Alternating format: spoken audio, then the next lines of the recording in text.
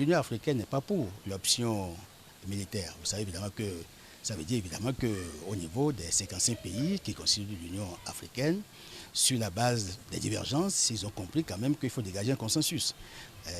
Il est normal qu'on punisse pour pouvoir obtenir une solution de sortie de crise, mais il n'est pas envisageable d'attaquer le Niger qui reste un pays africain. Donc à ce titre, je trouve que la décision est salutaire. Il y a 16 mesures coercitives pour contraindre la junte à appuyer les Chines. Et je crois qu'il faut saluer l'Union africaine qui vient en appui aux décisions de la CEDEAO. La CEDEAO aussi a privilégié la diplomatie, mais elle reste aussi attachée à l'option militaire dans l'hypothèse où toutes les voies de recours en fait, ne vont pas prospérer. Je crois évidemment que c'est des mesures responsables, mais nous devons éviter que en fait, la guerre ne survienne. Vous savez évidemment que les indicateurs économiques au Niger ne sont pas réluisants.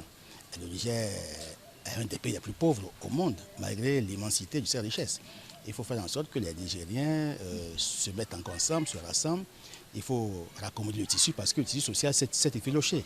Donc il est forcément indispensable qu'on ait un mini-dialogue pour que les Nigériens se mettent ensemble pour bâtir à nouveau leur pays. Le Bénin, étant un pays démocratique, reste une institution.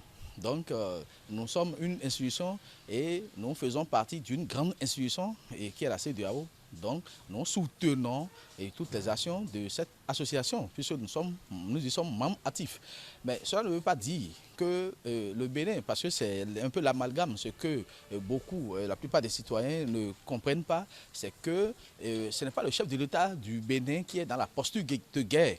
Mais c'est du fait que le Bénin soit partie active de la CEDEAO et qui fait que toutes les décisions, toutes les initiatives qui sont prises au niveau de la CEDEAO, le Bénin en tant qu'institution doit accompagner, ce qui est de bonne guerre. Mais le peuple béninois n'est pas un peuple de guerre. Le peuple béninois, à ce que nous savons jusqu'à aujourd'hui, depuis les histoires anciennes, depuis les traditions anciennes, le Bénin n'est pas un pays de guerre, un peuple de guerre. Et il n'y en a jamais eu, à ce que je sache, et il n'y en aura jamais sur la terre de Ouégbaya.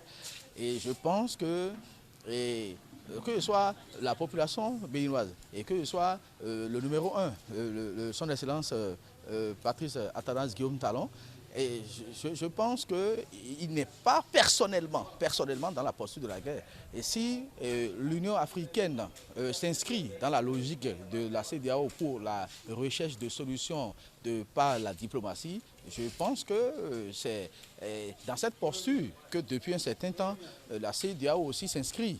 Et c'est dans cette posture que le chef de l'État béninois aussi s'inscrit. Donc que les gens comprennent qu'il n'y a pas de confusion au niveau des décisions qui sont prises au niveau de la CEDEAO et au niveau de l'institution qu'est l'État du Bénin. Mais si on doit la porter à la personne du chef de l'État béninois, son Excellence Patrice Athanase Guillaume. Donc c'est deux choses différentes.